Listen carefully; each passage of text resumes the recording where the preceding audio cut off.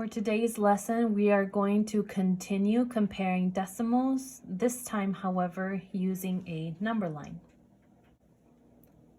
Let's say I wanted to compare 24 hundredths to 4 tenths. At first glance, some of you might say that 24 hundredths is larger than 4 tenths because the number 24 is bigger than the number 4.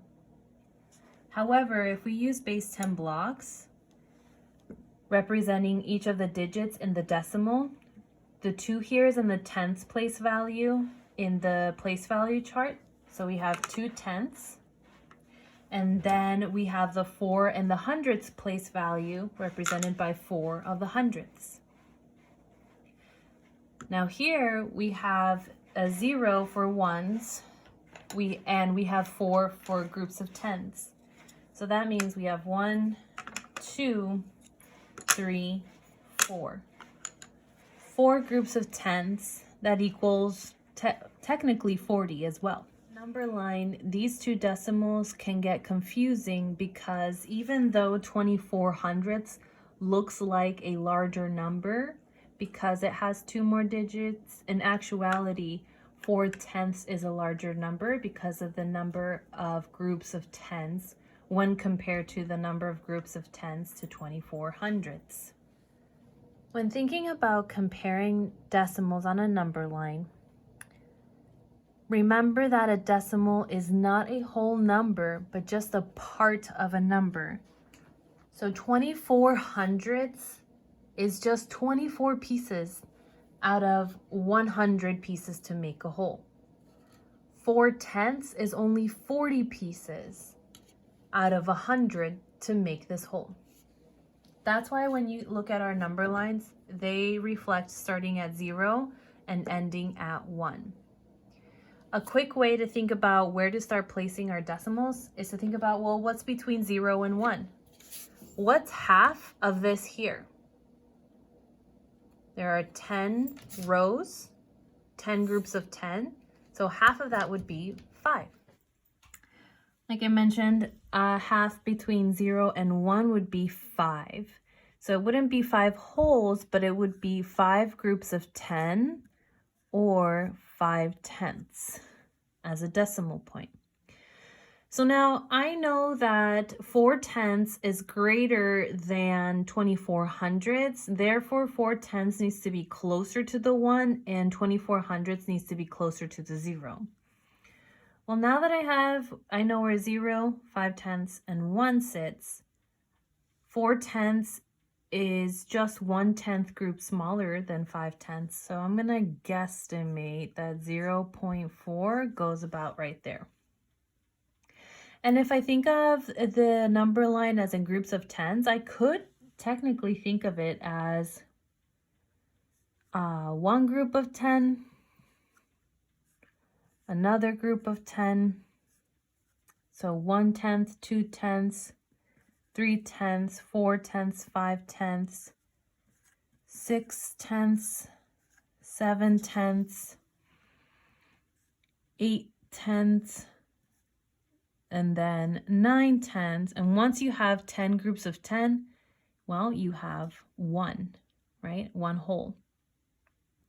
So that also helps me to think about where to put numbers. So now 4 tenths goes here, obviously, and 24 hundredths. So I know we have two groups of tens, which is here, but I also have these 4 hundredths here. Well, hundredths, I'm going to say it goes somewhere around here.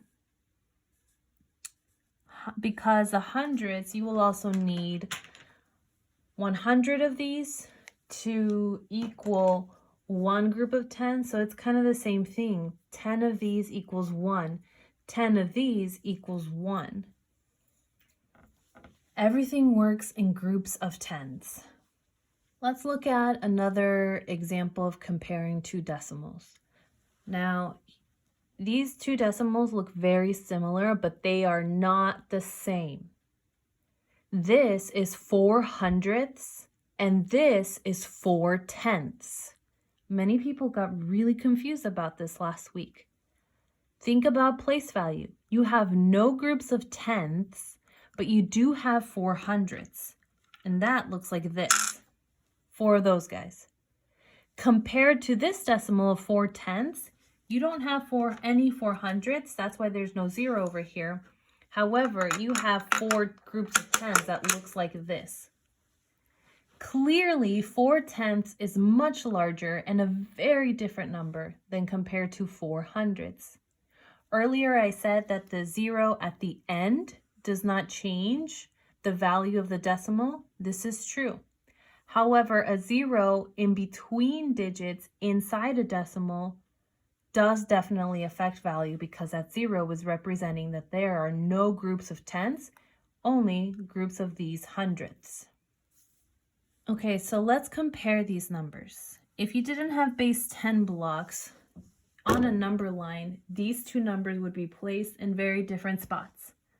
Like we mentioned earlier, between 0 and 1 whole, half is 50 hundredths or 5 tenths. If you think of it as money, $0, $1, half of $1 is 50 cents. Here, this is representing 4 tenths or 40 hundredths, and I know that that's closer to here.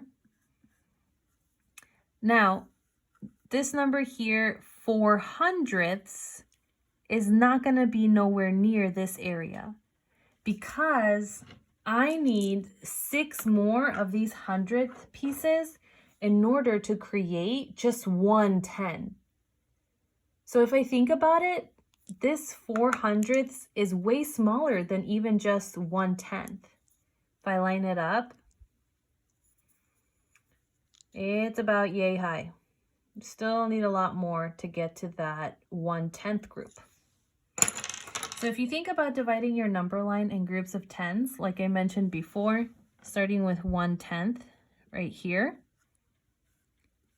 2 tenths, followed by 3 tenths, here's 4 tenths, 5 tenths. If I know that 4 hundredths is not even close to 1 tenth, this guy is going to go somewhere in here. I'm going to say about here.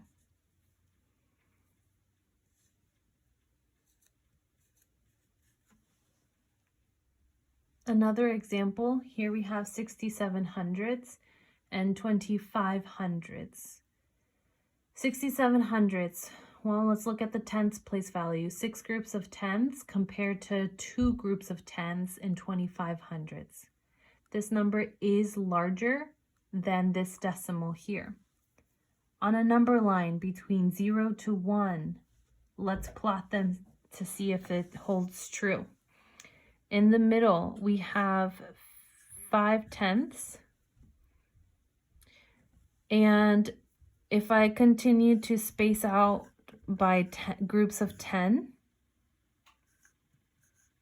67 hundredths is going to be not right in the middle because that would be 65.